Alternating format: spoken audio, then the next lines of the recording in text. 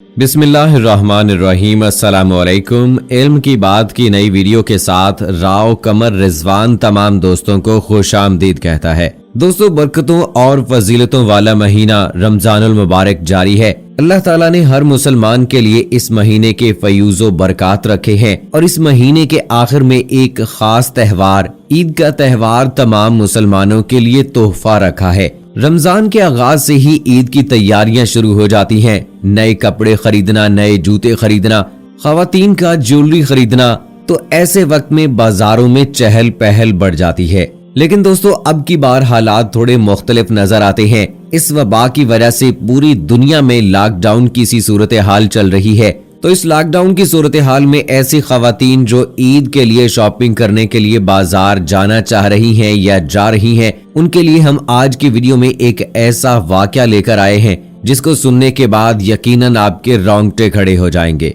दोस्तों, ये वाकया क्या है और ये कहां पर पेश आया है और इसका ईद की शॉपिंग से क्या ताल्लुक है, ये सब जानने के लिए हमारी वीडियो को आखिर तक जरूर देखिएगा। और अगर आपने अभी तक हमारा चैनल इल्म की बात सब्सक्राइब नहीं किया है तो अभी सब्सक्राइब करें और साथ में बेल आइकॉन को जरूर प्रेस करें ताकि लेटेस्ट अपलोड होने वाली हमारी वीडियोस का नोटिफिकेशन आपको बर वक्त मिलता रहे। वीडियो को लाइक करें, शेयर करें अपने दोस्तों के साथ ताकि उन तक भी ये अहम मालूमात पहुंचती रहे और साथ में कमेंट बॉक्स में अपनी राय का इजहार भी जरूर कीजिएगा। दोस्तों, ये वाकया है भारत के एक शहर का जहां पर एक मुस्लिम खातून ईद की शॉपिंग के लिए बाजार का रुख करती है। उस खातून का कहना है कि मैं 2-4 दिन से अपने ईद के सूट के लिए बाजार जाना चाह रही थी। आज मौका मिला तो झट से अपना चेहरा छुपाया बुरके में और बाजार की तरफ चल पड़ी। घर से थोड़ी ही दूर चली थी कि एक बुरका पोश खातून मेरे सामने आ गई। सलाम के बाद बोली, बहन,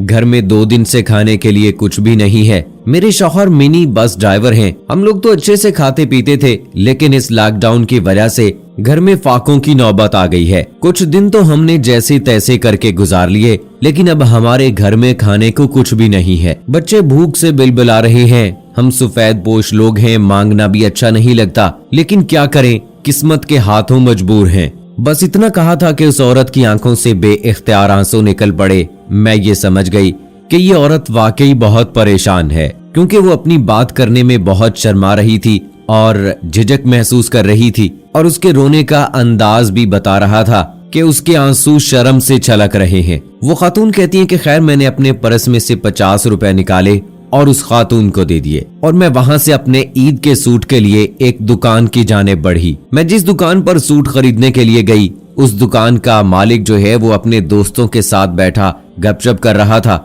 मैंने दुकान में खड़े लड़के से सूट दिखाने के लिए कहा। वो लड़का सूट पर सूट निकाल रहा था कि इतने में मेरे कानों में उन दुकानदारों की गुफ्तगू करने की आवाज मेरे कानों में पड़ी। तो ईद की शॉपिंग करने का सारा शौक मेरा मर गया। मेरा ज़मीर मुझे मलामत करने लगा। वो दुकानदार अपने पड़ोसी दुकानदार से कह रहा था कि भाई, भारत में तो ये वायरस कभी फैलता ही नहीं अगर ये तबलीगी जमात वाले ना फैलाते। पूरे भारत में इस वायरस के फैलाने के जिम्मेदार तबलीगी जमात वाले हैं। देखा नहीं आपने टीवी पर ये जमात वाले किस तरह से घूम घूम कर पूरे भारत में इस वायरस को फैला रहे हैं। उन दुकानदारों की बातें सुनकर मेरे जहन में तूफान उठने लगे। मैं उनसे कई सवाल करना चाहती थी, मगर उस वक्त मैंने उनसे बहस करना मुनासिब न समझा। खैर, उस वक्त मुझे उन सूटों में से एक सूट पसंद आ गया। मैंने उस लड़के से पूछा कि ये कितने रुपए का है, तो वो कहने लगा कि ये सूट 2200 रुपए का है। जब मैंने कहा कि सही से पैसे लगा लीजिए आप इस सूट के, तो वो कहने लगा कि मैडम, आप हमारी रेगुलर कस्टमर हैं, इसलिए हम आपको ये 2000 में दे देंगे। उसके बाद मैंने उस दुकान के मालिक से कहा कि भाई, ये लड़का इस सूट के 2000 रुपए बता रहा है, आप सही से बताइए ना कि इसके मैं कितने पैसे दूं। तो वो दुकानदार कहने लगा कि बहन, कभी आपसे ज्यादा लिए हैं क्या हमने? ये रेट बिल्कुल मुनासिब है, आप सिर्फ 2000 रुपए ही दे दीजिए। खैर, दुकानदार के कहने पे मैंने रजामंदी जाहिर की और साथ में मैंने ये भी कहा कि मेरे पास जो नोट हैं वो तबलीगी जमात वालों के हैं, आप ये नोट ले लेंगे ना? इस पर वो दुकानदार कहने लगा, बहन, कैसी बातें करती हैं, नोट तो नोट होते हैं, इनका किसी जमात से थोड़ी ना ताल्लुक है। तो मैंने कहा, नहीं भाई, मेरे पास जो नोट हैं ये तबलीगी जमात वालों के हैं, क्योंकि मेरे शौहर जो हैं वो तबलीगी जमात से जुड़े हुए हैं और वो जमात में गए भी थे और वो उस वक्त दिल्ली मस्जिद में ही थे। जब पूरे मुल्क में लॉकडाउन शुरू हुआ था, तो इसलिए मेरे पास जो नोट हैं ये तबलीगी जमात के ही हुए ना। और कहने लगी कि भाई मुझे अभी अभी इस बात का एहसास हुआ है कि ये नोट मुझे आपको नहीं देने चाहिए, क्योंकि ये नोट तबलीगी जमात के नोट हैं। माफ करना भाई, मैं बाद में कभी आऊंगी।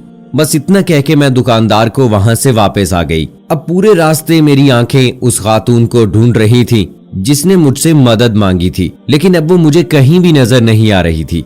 मैं बेजान से जिस्म के साथ अपने घर में दाखिल हुई तो क्या देखती हूँ कि मेरे बच्चे उस खातून को खाना खिला रहे हैं। मुझे देखते ही बच्चे कहने लगे कि अम्मी ये अब्बा के पहचान वालों की हैं, अब्बा इनके लिए सामान लेने गए हैं। ये देखकर मैंने अल्लाह का शुक्र अदा किया और हाथ उठाकर कहा कि या अल्लाह तेरा शुक्रिया, तूने मेरी सुन ली, नहीं तो मैं जिंदगी भर कभी अपने आप को माफ ना कर पाती। इतने में मेरे शौहर भी आ गए। उन्होंने सामान की थैली उस खातून को दी और मुझसे मुखातिब होकर बोले कि ये जावेद की अहलिया है, वही जावेद जो 1 साल पहले मेरे साथ जमात में गया था। खैर उसके बाद वो खातून दुआएं देती हुई वापस चली गई। उसके बाद मैंने अपने शौहर से पूछा कि आप सामान कितने रुपए का लाए हो, तो मेरे शौहर ने कहा कि 2000 रुपए का। लेकिन तुम क्यों पूछ रही हो? ये सुनकर मैंने अपने पर्स से 2000 रुपए निकाले और अपने शौहर को थमा दिए और उनसे कहा इतना ही सामान और ले आना, वो किसी और जावेद के काम आ जाएगा। ये सुनकर मेरे शौहर बोले कि आज अगर जावेद का ये हाल है तो उसके काम करने वाले शुएब का क्या हाल होगा, वो भी हमारी जमात का साथी है।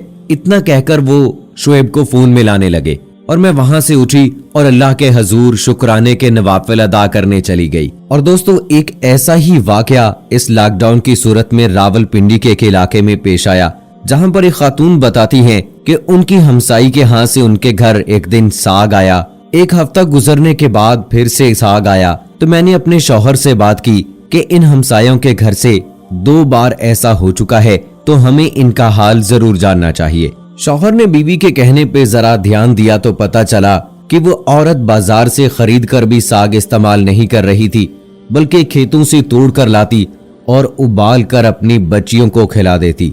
ये वो लम्हा था जिस वक्त मेरे रोंगटे खड़े हो गए कि अल्लाह ना करे ऐसी सूरत हाल हमारे साथ भी तो पेश आ सकती है कि अपने बच्चों को इस तरह से सूखे खाने खिलाए जाएं, सूखी रोटियां पानी में भिगोकर खिलाई जाएं। हर बच्चे में अपना बच्चा नजर आने लगा, उसकी बच्चियों में मुझे अपनी बेटियां नजर आने लगी। तो मैंने ये फैसला किया कि अब की बार अपनी तनख्वाह का आधा हिस्सा उसकी बच्चियों को दूंगा ताकि वो अपने घर के लिए राशन खरीद सकें और अपनी जिंदगी के रमजान मुबारक के ये बाबरकत दिन हंसी खुशी गुजार सकें और अपनी ईद भी अच्छी तरह से मना सकें। और इस मामले में सिर्फ मेरी बीवी ही नहीं बल्कि मेरी बच्चियों ने भी मेरा साथ दिया है और हमने फैसला किया है कि ईद का दिन हम उन बच्चियों के साथ गुजारेंगे। और हमने ये भी फैसला किया है कि इस ईद पर हम कोई नया ड्रेस नहीं खरीदेंगे, नए शूज नहीं खरीदेंगे। तो दोस्तों ऐसे वक्त में हमें इस बात का ख्याल जरूर रखना है कि अपनी खुशियों में उन लोगों को भी शामिल करना है जो एक वक्त के खाने के लिए तरसते हैं, लेकिन शर्म के मारे किसी के सामने हाथ भी नहीं फैलाते, किसी को कहते भी नहीं हैं। अगर इस मुश्किल वक्त में हमने उन लोगों का साथ ना दिया तो अल्लाह ताला की नाराजगी से ये वबा ही नहीं, हम पर और भी बहुत सारे अजाब नाजिल हो सकते हैं। दोस्तों आज यही हकीकत है, हमें इस ईद पर उन लोगों का खास ख्याल रखना है जो कि सफेद पोश हैं, किसी के सामने हाथ नहीं फैलाते, लेकिन अपने घरों में परेशानी के आलम में कैद होकर रह गए हैं।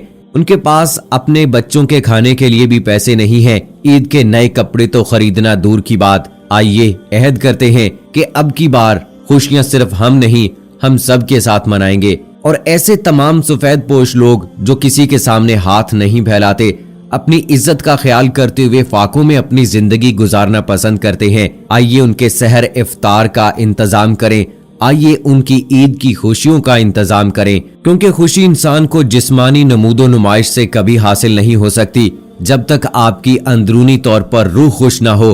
जिस्म इंसान का खुश नहीं हो सकता। और मुसलमान भाई तो आपस में ऐसे हैं कि जैसे जिस्म का एक हिस्सा हो, अगर एक हिस्सा तकलीफ में है तो दूसरा हिस्सा भी तकलीफ महसूस करता है।